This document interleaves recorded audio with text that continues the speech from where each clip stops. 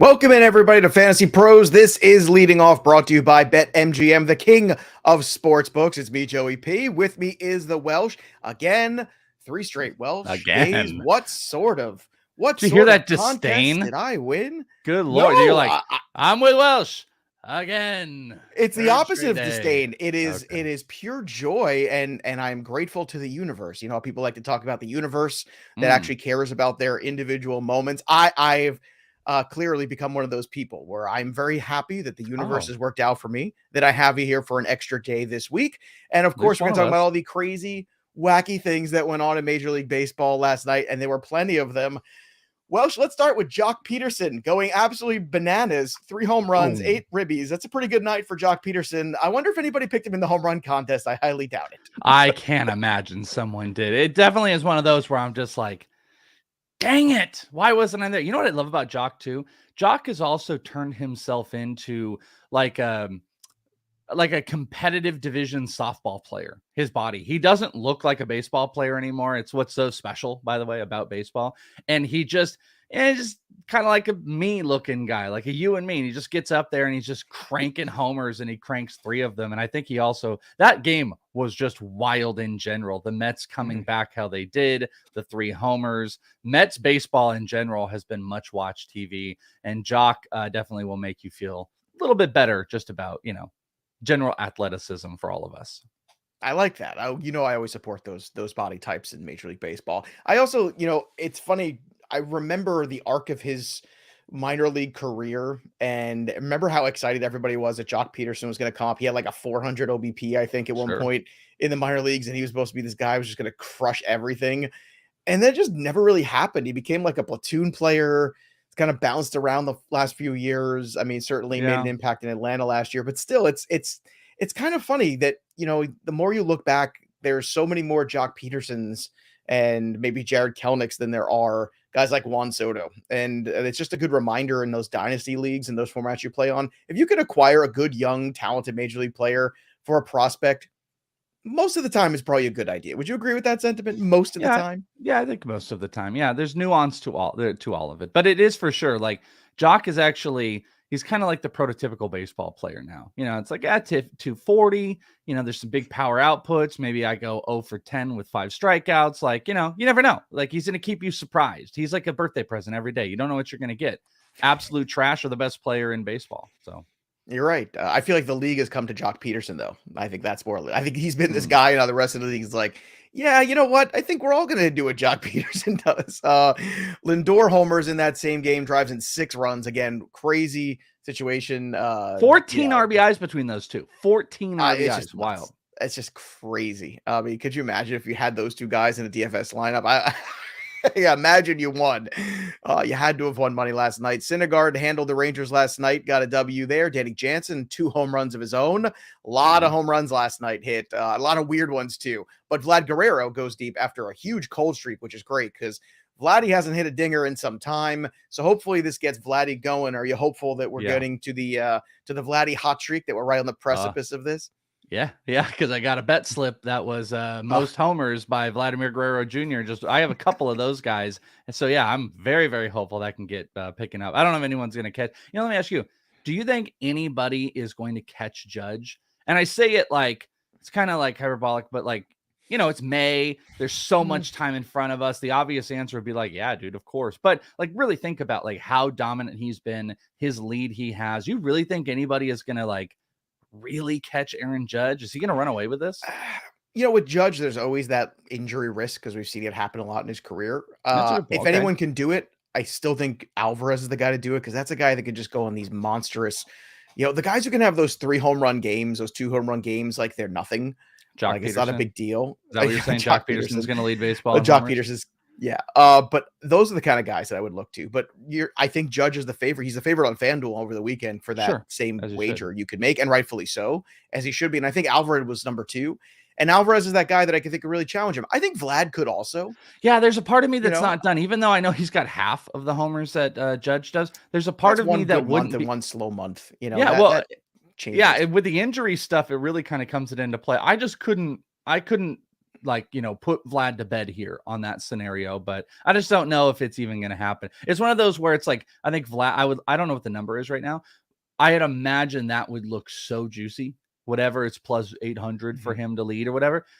But is it even worth it? Are you throwing away your money? Because Judge looks, I'm trying to make this all about Judge. He just looks so dominant when you think about homers and so locked in that it's like a lot of these other guys maybe don't have that batting average that comes with a player. Why I would bet on Vlad, but Judge is playing out of his mind. But thank God Vlad is breaking out of it a little bit. Here's a fun fact from Wonky Penguin. Jock Peterson versus righties, 967 OPS versus lefties, 200 OPS. Yowza. Wonky Those Penguin, are called bringing the splits. stats. Those are splits, ladies and gentlemen. Dems are splits indeed. Yeah. Yikes. Gleyber Torres also hit 2 home runs versus the Orioles. He was one of our lineup builders yesterday and is cheap yet again today.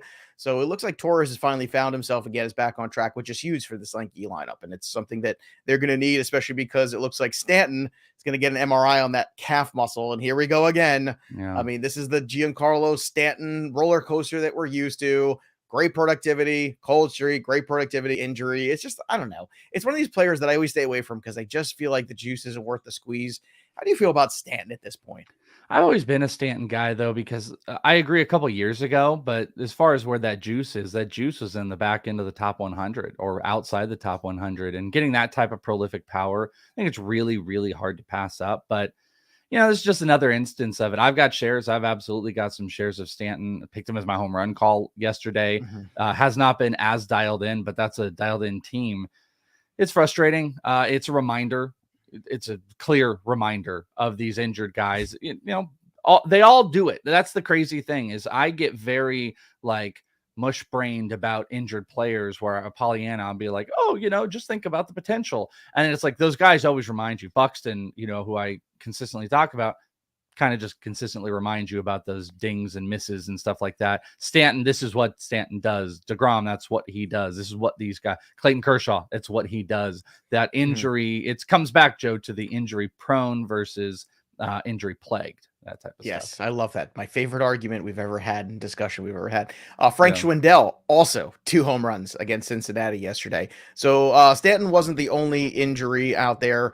You also had MRI turning up clean for DJ LeMahieu on the left wrist, so that's good. Jack Flaherty is going to face live hitters on Thursday. That's huge, especially with that Steven Matz injury. So he went to the IL. Maybe you get Flaherty back in the next 2 weeks or so. And Chris Bryant back to the IL with lower back strain. Your thoughts on the Bryant injury and what to do with Chris Bryant and what to do to replace him? What a way. I mean, Jock Peterson, be sitting out on the wire until you replace Chris Bryant. Cole Calhoun, as long as he stays hot. Anybody, right? any hot bat right now. I'm pretty frustrated because I actually came off of the Bryant train until he went to Colorado. And then I just talked myself back into it. I didn't get a lot of shares because he was going for a just absurd cost this year, even though in a position that you want it. I think you got to hold, but I understand it comes down to IL positional stuff. This only feels like a couple of weeks. It's Colorado. It's not something I can completely give up on. But on my updated redraft ranks, he's falling and he has to fall because there are players that are just jumping over him. And frankly, like popped to my mind, you got to think about like, what about who'd you rather have rest of the season, Chris Bryant or Brandon Drury? Some of those guys are starting having that hit. conversation already. Well, I'm just saying. Well, but I'm saying like Bryant hasn't been performing at like an incredible clip, and he's hurt again. Guys like Brandon Drury continue to keep stabbing the ball how they are and are going to keep going the rest of the year. They're legit conversations you have to have if you're put to the test. If you're put to that test where you like, hey, listen, I don't have IL spots or I don't have a big bench and I can't hold him. What do? I don't know, man. I mean, at this point, I'm not sure Bryant is so holdable that you couldn't choose Brandon Drury, even though, we think he comes back to earth. It's if we had a poll feature on here, I'd put it out there. I wonder what it would sit at. It's another in a long line of bizarre Colorado Rocky signings and the way they use their money. Like I always come back to the Daniel Murphy signing for Colorado is the one that just stuck with me of going, hey, we've got a bunch of guys who basically can only play first base and maybe a little second base. We have no DH. Let's go sign Daniel Murphy and to plug that hole some more. Like what? And then the Chris Bryant one is another one where I look at it and I said to myself, okay, like I understand Chris Bryant. Maybe you're hoping that some better health means he maybe has a second leg of this career of his where he reaches a little bit more of the potential of that MVP caliber talent. So I get that. But I don't know. I mean, I keep coming back to the way they spend money and what they spend money on. And it just always looks like Colorado's a team that it's over before the season starts for them. But there are teams that I don't think have anything outside of their organization. What I mean is, like, no one wants to go to Colorado. Pitchers don't want to go to Colorado. They have to interdevelop. Hitters don't necessarily want to go there. They're really pretty bad, like, developmentally. Like, this is like, I think, the first year that they did extended spring training games and stuff. Like, they don't partake in a lot of developmental stuff. They haven't really done that well internationally. They can't get guys to sign. So it's like, if you can get one, you overpay them and hope, if you sign him, they will come. I don't know. Chris Bryant just wasn't that guy. Colorado's weird. Pirates are kind of like that. Who's going to go play with the Pirates? Who's going to play with, some of those? Well, the Pirates is just a failure by the scouting department to identify the proper pieces to bring back in these trades. I mean, there's some organizations that do a great job of identifying talent to bring back in trades when they are going to sell off and rebuild. Yeah, Padres. Padres. I feel like the Rays have done a pretty good job of that over the years, right? Yeah, sure. But then there's some organizations like the Pirates that just don't. I was actually on with Scotty Farrell yesterday on his show, and he's a big Pirates fan, so of course he had to ask me a Pirate question, and we were talking about it. And I said, look, I don't want to crap on the Pirates, but when you have a trade and you bring back Joe Musgrove, and then you can't develop Joe Musgrove, and then he goes and he's got a sub-2 ERA for the Padres, you have to think about what are you collectively doing here where you're missing on the Gregory Polanco's. I always thought Austin Meadows was incredibly overrated. We've had this conversation the other day about Brian Hayes.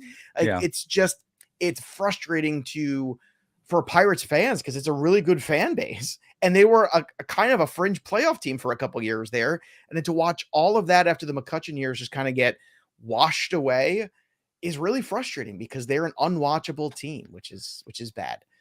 Everybody's watching Trevor Story, by the way. Fun fact, boys and girls, Trevor Story has driven in 17 runs over his last 5 games, the most by any hitter over a 5-game stretch since 2013, when Alfonso Soriano had 18 over a 5-game stretch. Where's our historical stat that no one's ever done it in the past? Like, no one's ever the first player to have the last name Story with 17 RBIs in a 5-game stretch. And where's that stat? Where's the guy? Well, he wasn't. He was the closest guy. So it's still Alfonso Soriano. But I actually did a video yesterday here on our YouTube channel, Welsh, where I suggested this is a great opportunity to trade Trevor Story. His value is at peak. You've seen the downside of Trevor Story. You know he doesn't play in Colorado anymore. Granted, Fenway's still a good ballpark. I do like him there. But I always believe that Trevor Story is just okay. And he was propped up quite a bit by Colorado. The numbers suggest that. And I think this is a unique opportunity where he is through the roof right now. And it's at least, I don't know, worth kicking the tires to see what you can get back. Maybe it's an overpay. What are your thoughts on potentially dealing Trevor Story after this torrid stretch he's had? Yeah, I think it's something that you can consider. There's guys that are sitting out on the wire that you've been able to pick up in the middle infield. There's some guys that are still going to get some run. Story's been a little bit inconsistent. I'd be curious at what that looks like. If I were to make like a top 5, the tradables, if you will. There you go. There could be my YouTube series. Isn't that a movie with Sylvester Stallone and Dolph Lundgren? Weren't they on that? The tradables? Yeah, this is a shoot off. This is a shoot off of that. It's the 5 guys that you would look to trade right now. Story would make that list. I don't know if he's number 1 on it, but I would look and I would explore. I'd be an exploratory because I kind of agree. Like, we saw the horrid. We're literally seeing the polar opposite of it.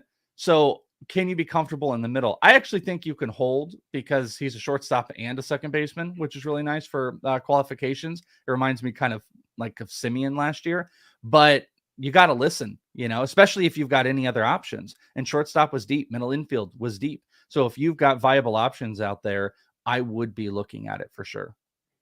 All right. What kind of pieces would you be looking for out of curiosity Pitcher. for Story? Like, I think I would be focused. Well, but it's going to be need. It's going to be whatever the team. But see, that's the problem. If you have an offensive need, I'm not really sure trading Trevor Story makes any sense. But if you have a pitching need, that makes a ton of sense. I would probably be targeted in on, maybe you get a twofer on SP. Maybe you get one higher SP and a little bit lower. Maybe you can get a bullpen arm. Maybe you can speculate. Maybe you can get Clay Holmes and a really solid starting pitcher. I'm trying to think of what the starting pitcher is. I mean, maybe Cease coming off of a really bad start, just got lit up. Maybe you could get Cease and home, or just Cease straight up. I think Cease straight up for Story would be fair if you had a pitching need. All right, fair enough. Here's a fun trivia question for the group. We always talk about, the number one overall picks, and we talk about the guys that can't miss and all these things. Well, for all the number one picks we've ever had in Major League Baseball, only one person, only one, was ever drafted first overall and won a Cy Young Award. Can you believe that? Just one. That seems like a crazy stat. Who is that person? Peanuts and Cracker Jacks. If you have the answer, look at these. I always look, and I don't want to look. I want to guess. I want to think about it, and I didn't. That's all right. I didn't That's do all that. right. Look, it's a player that is he still on the roster right He's now? technically still in baseball. Technically, he's still on a roster. Yeah. So I'm just kind of curious with that. But there you go. There's your little hint for everybody out there. But you would think there would be a couple of these at least. But no, not so much, which tells you just how hard it is to identify good pitching. And no, it is not Kershaw. And if you want to take a guess, again, you have to be part of the Peanuts and Cracker Jacks here, which means you have to be a subscriber of Fantasy Pros MLB in order to make comments here in the chat. Let's go to the stat heroes. There were certainly plenty of them. Sonny Gray, 10 strikeouts for Sonny Gray, 7 Ks. Syndergaard, 5 Ks over 8 innings. Nice start for him. Shane McClanahan, how many strikeouts, Welsh? 9, baby. Hit that. Yeah, you and I were we were fading betting pros yesterday. We said it. We did. I didn't like the 8.5 number that a lot of places were popping, but before the game, it jumped up at 7.5. So you could jump back on it. Yeah. 9. Kevin Gossman had 8 strikeouts of his own, no earned. Boy, has he been fantastic. So anybody who's worried about Kevin Gossman at the end of last year, I can't imagine you're worried anymore. And Ronzi Contreras, am I saying it correctly? Because I know you're always the I think Ronzi Contreras. Ronzi or Ronzi? Yeah, I mean, I think you're right Ronzi. in the right realm. All right, so give me your take on Contreras. 5 innings, no earned runs, 5 Ks. This seems like a first 5 kind of wager guy, or a 5-inning pitcher probably, right, for the Pirates. Very little opportunity for wins, but can he be useful in terms of peripheral stats, and can he pile enough innings to make an impact there? Well, that's, I think we were talking about this yesterday or Monday, whatever it was, where it was that I'd said Eric Cross had brought up the Liberatore versus Contreras, and Contreras might be able to stick around longer, but they've brought him down into the minors. They put him into the bullpen. It's the Pirates. I question like how much will they push him, because I don't think his innings can go as a starter the entire year. Now he could get a load of starts, and he looked pretty good. He was commanding the fastball, wasn't getting hit up, wasn't giving up a lot of hard contact. He's a good pitcher. He's a top 100 prospect.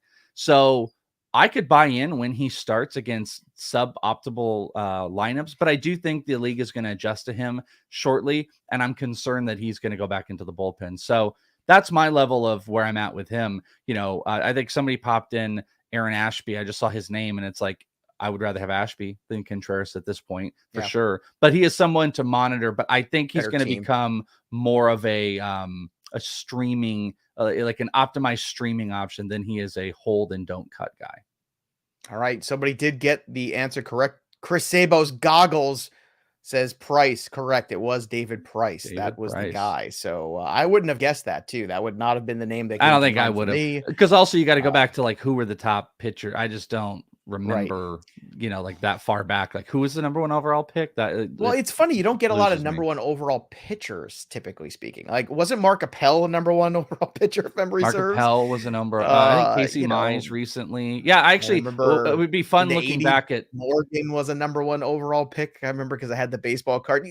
Typically it's a position player, but every now and then there's a pitcher. But it's so funny to see that. It would be interesting to go back and look at the success rate of the number 1 overall pick hitter versus pitcher, like how many actually end up hitting and making the majors and having impact for the pitchers versus the hitters. I'm going to guess it's probably like a 60% rate of hitters drafted over pitchers. And then the pitching rate, I mean, to win a Cy Young, I think is a beyond level of success. Even just making it to the majors and winning double digits would be a success to me.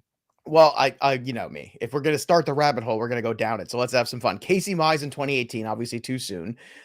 Position players, you go through here. Dansby Swanson. Brady Aiken, 2014. Not going to happen. I was right. Mark Appel, 2013. So that didn't happen. Garrett Cole in 2011. Yeah, so there's one. Pirates, by the way. Doesn't have a Cy Young?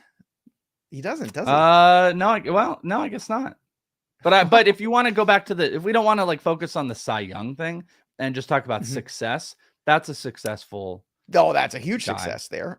Before that, Steven Strasburg, I think we could say some success. Yeah, David sure. Price in 2007. He won it in 2012. Continuing on, oh man, some of these names are fantastic. Dillman Young and Matt Bush. Mm, Brian Bullington, again Matt of Bush. the Pirates. Well done, Pirates. Boy, they talk about Lots staying of on them. brand. Looking through some of the other names, there's some good names here. Pat Burrell is a good one. Let's see, Matt Anderson of the Tigers. That did not work out. Chris Benson of the Pirates had a good career. Did not work out, though, as far as Cy Young's or great Had an pitching, I interesting would life say. too. It's certainly interesting life. There's no doubt No, about that. His wife. ex-wife, too. Wife. Well, Yeah, his ex-wife wife. now, Yeah, yeah. wife was what I was saying. Yeah. Oh boy, that was great. Teammates Imagine loved if her. social media was around then. Oh man, that would have been fantastic. Darren Erstad, Paul Wilson. There's a pitcher. Also did not work out for my Mets. So yeah, you got to go all the way back to Brian Taylor in 1991 too, and then Chipper Jones in 1990. So it's a little all over the place. But the pitchers typically is, I mean, there's a lot more of the Andy Bennis and Ben McDonald's than there are the Garrett Coles when you start looking at some of It's these amazing names. the guys that also just completely fell apart. It's amazing to think in the last like 15 years, it sounded like we had about 4 or 5 pitchers that were taken first overall, and 2 of them didn't even make the major leagues. Like at this point, it's hard to not even get a shot and then just fail. Like they didn't even make it. Mark Appel Yeah. left baseball. Brady Aiken, I think, is still sitting around. I don't know if Appel tried to make a comeback. It's wild. It's wild to me. That was fun. I enjoyed that. All right, let's move on to some more of the stat heroes. Jock Peterson, 4 for 6 with 3 home runs. Mookie Betts had 2 home runs. Someone did have him in the contest last night. I know that. Yeah, Frank good Schwindel one. hit 2. Francisco Lindor had 1. We mentioned Danny Jansen. Gleyber Torres all with 2. Bryce Harper looking good, 3 for 5 with a dinger. Jose Trevino had a home run. Christian Vasquez, 3 for 5 with a dinger. JD Martinez, 4 for 5. And Trevor Story, of course, great night. Although he did strike out 4 times. So he hit the home run. And this is what I keep saying. He's still a strikeout machine. So he's not Yeah. hitting home runs again. What happens? You have to ask yourself that question. This is your window. He's stealing bases. He's hitting home runs. Everything is coming up Millhouse right now for him. It's time to investigate what you can get. Pitchers, Chris Bassett in the zeros, not good for Chris Bassett. 8 earned runs. When you lose Max Scherzer and Jacob deGrom, and you're supposed to be the guy who steps up, this is not the start you want to have here. 8 What earned I'm runs for saying. him. Tyler This to me Mahle, is why they make that move. But yeah, keep going. yeah, no, you're right. Tyler Mahle, 8 earned runs. Josiah Gray had 7 earned runs. Dylan Cease. What happened to Dylan Cease? He was my guy. I'll take the L last night. Boy, that was a rough night of DFS with Dylan Cease. I don't know what happened there. Any ideas? Well, 7 earned, 8 hits for Dylan Cease, who had been so good this year. No, I mean, I think it's just a blip. I wasn't hype. I was hyper focused on a few games. That was not necessarily the one. It wasn't one that I was betting or playing with. As much as I love Cease, I'm going to avoid Cease in that matchup. I'd have to go back and look, but this is blip type of stuff. I've watched 3 or 4 of Cease's starts this year. He's phenomenal. I mean, the command, the pitch mix, he is an absolute ace. In my mind, this is just a pure blip. Not worried at all. Okay. Zach Plesac has also been terrible lately. Oh my God. You guys got to load up on Always. Plesac. He's been awful his last like 3 or 4 starts. Tyler Rogers, 7 earned runs. Plesac, 7 earned runs. Zach Gallen, not a good start for him. 6 earned, 4 for 5 and a third. Nolan Gorman, 0 for 4 with 3 Ks. Terrible. Brett Phillips, same thing. 0 for 4, 3 Ks. Osmani Grandal, 0 for 4, 3 Ks. Trent Grisham, 0 for 4, 3 Ks. Trent Grisham hitting a $152, by the way. I don't know, man. I mean, he's droppable, right, Welsh? There's a couple of those Padres right now. Cronenworth, him struggling. Yeah, I mean, Cronenworth's been terrible too. Grisham with the depth in the outfield is droppable for sure. But they keep hitting him they keep pushing him to be at the top of the lineup and try to get him going. He's just not doing it. It's unbelievable. Robbie Grossman, 0 for 4, 3 Ks, continues to be Robbie Grossman. Oh, man, just nothing goes right for that guy. Yuck. Jorge Soler, same thing, 0 for 4, 3 Ks. And then you had CJ Cron, 0 for 5, 3 Ks, and Yepez, 0 for 4, 3 Ks. So not a good night for the youth of the Cardinals. A good night, though, for title chaser 90, who got 2 more home runs for Mookie Betts and moved up to number 14, I think, overall. So wow, good on them. Let's take a look at the leaderboard. Still Nike in the north at 16, leading the charge. I don't see Mayor on this board yet, so it's a good day. Thank God. That's good. So we will thank the gods for that. And shout out to the Peanuts and Cracker Jacks who let me know that my Luis Robert pick was out of the lineup, so allowed me to make a change there, and I still did not get a home run. So I did not there you either. have it. Big There you have losers. it. Big All fat right, losers. let's go back to winning some money. Thanks to BetMGM, the king of sportsbooks. Special offer for new users: bet $10, win 200 when you bet on any game, regardless of the outcome. Sign up today. Download the BetMGM app or go to betmgm.com. Enter that promo code leading off. One word, leading off, and bet $10 to win 200 on BetMGM. Bet responsibly. And that means also using the promo code leading off. Tonight, Tyler Naquin has been fantastic. On BetMGM, you got even money on the 1.5 total bases for him. Jose Ramirez, I watched him take a 12-pitch at bat last night before hitting a home run off of Valdez. It was unbelievable. The Yeah. guy's just a monster. Same thing, total bases 1.5, but the juice is plus 125, plus money on that. Aaron Ashby, who we mentioned before, right now the K prop is 3.5 on BetMGM. It's minus 130. 3.5. I mean, come on, we can get there, can't we? I mean, geez, against the Padres, just Trent Grisham can help us get there. And then Rich Hill strikeouts at 3.5, also very low in my opinion. Minus 128 going against the White Sox. And look, the White Sox have some injuries right now they're dealing with. So anything for you pop up in the prop market, Welsh? Yeah, I actually find it's kind of tough. By the way, that Kyle Gibson one yesterday, that my favorite of the day, that slapped. I actually ended up putting it with, I actually shied away from my Corbin Burns. I went with Marcus Stroman, and I put a little two strikeout parlay together, and that worked very well. I don't like a lot of what I've seen early. I'm going to continue kind of looking around. I love the Ashby, though, one. That's the one I'm with you with. That was kind of my top one so far at the 3.5 Ks. He's got an 8 strikeout marker on his belt. The last start, he had 1 strikeout, but only pitched 1 inning. He pitched 4 against Atlanta and picked up 3, but Miami, he picked up 8. He's kind of gone a little back and forth, but he had a run of essentially 4 straight starts where he would have hit this marker. He had Baltimore, St. Louis, Philly, and Pittsburgh. So I really like the Ashby one. Moving over to the hitters, because I didn't like a lot of the pitching, I really like this one. Ian Happ, total bases. It's at 1. It's at a half. All you got to get is 1 total base today. He's got a 350 career batting average versus Luis Castillo, and he has been a relatively hot bat. It's juiced up, but I really like it. And so if you want to play that solo, that's always a safe play. If you want to put it with something, do it. Maybe Ramirez and Ian Happ might be a fun total base parlay to put together, but I like the Ashby one. And the other pitchers, they got them real good today. They got all the numbers really good where it's like you don't want to go under, you don't want to go over yet. So I'm going to look a little bit more. I would agree with that. We did give you a couple of those pitchers. Speaking of pitchers, let's look at the night slate for DFS. You got Charlie Morton at 9K, Giolito at 9.8, and Christian Javier at 9.3. I think those are the guys in play on DK tonight. Some combination of those three. Those would be my picks. Same thing on FanDuel. You're getting Christian Javier just 8.2, Giolito all the way up at 10.3. Charlie Morton a little bit kind of in the middle at 8.8. So you could choose your own adventure there. Giolito, I would pay up for in cash, though, because I still believe in Lucas Giolito, and especially after a night where everything went wrong for the White Sox. Typically, the next night, it's not the same thing. So you can't necessarily think that. I would be in on the Baltimore Yankee game today, though. I just don't believe in the pitchers. So I think there's going to be some runs scored there in this one. Even with Stanton out, there's some value in this lineup. We'll get to that in a second. I would also be on Houston as well. The lineup builders, Ryan Mountcastle, 2.4 in that same Baltimore game. Michael Brantley, 3.8. AJ Pollock hitting in the 3 spot, by the way, at 3.2 on DK. That's a nice spot against the lefty tonight.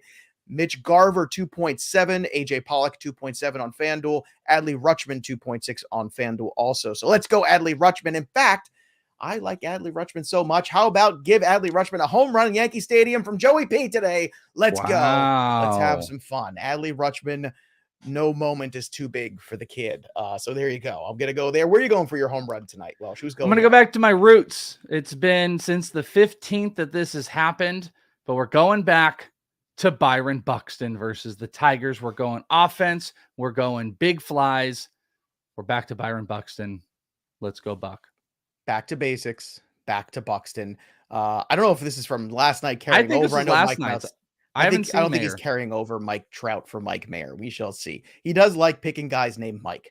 That's one thing that we do know about him. Any other final thoughts today, Welsh, on anything you saw last night or looking forward to today in Major League Baseball?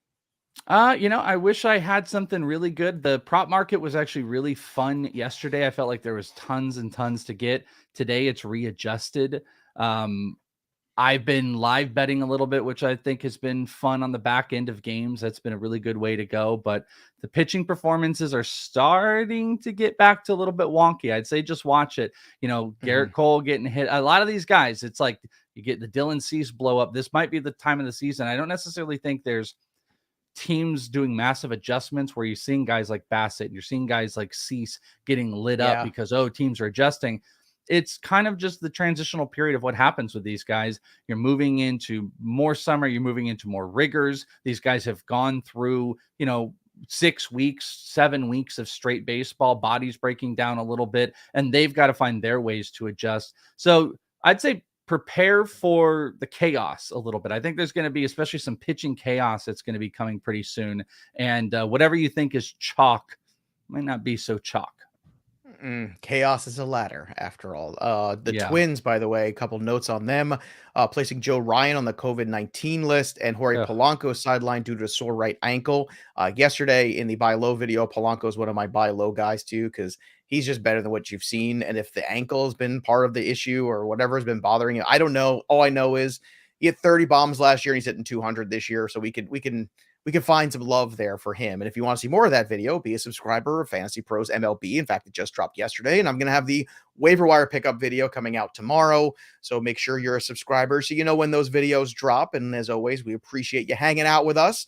Be part of our community. Go join the Discord at fantasypros.com/chat, where you can go ahead and make those home run calls along with us and have some fun and meet other peanuts and cracker jacks. And also don't forget, go to BetMGM and use that promo code leading off to make your wagers. That'll do it for us, but the story of the game goes on. For the Welsh, I'm Joey P. We'll see you next time, kids.